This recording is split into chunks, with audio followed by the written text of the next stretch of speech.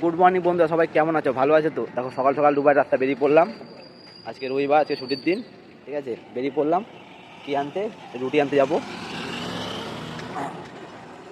আজকে একটু ভাত তো রুমে আছে, দেখলাম রুটি খেলে, সকালবেলা রুটি খেলে ভালো হয়, তাই যাচ্ছি একটু আফগানিস্তান রুটি আনতে। তাই যাই দেখি কত নেয় রুটি, অনেকদিন তো রুটি খাই না, দেখি এখানে রুটিগুলো একটু খুব বড় বড় হয়।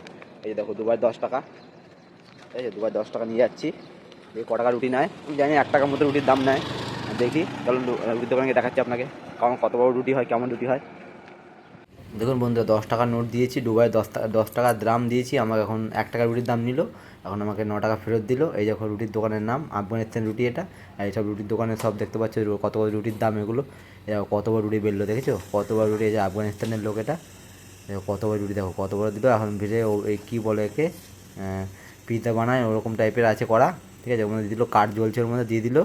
দেখো কত বড় রুটি, ঠিক আছে। রুটি না হচ্ছে, সব থেকে ভালো করে সেকছে রুটিটা যেন ভালো মতো হয়, দেখেছো। এটা আফগানিস্তানের লোক, আফগানিস্তান খুব ভালো হয়, ইন্ডিয়ানরা খুব ভালো দেখে আফগানিস্তান। এই দেখো কত বড় রুটি দেখতে পাচ্ছেন, দেখুন কত বড় রুটি, 1 টাকায় এত বড়, দুবার 1 টাকায় এত বড় রুটি নিয়ে চলে আসলাম। দেখো কত বড় রুটি, দেখো দেখেছো কত বড় রুটি, দেখতে পাচ্ছ কত বড় রুটি, মুখ পুরো ঢেকে যাবে রুটিতে, দেখেছো এত বড় রুটি। এই দেখো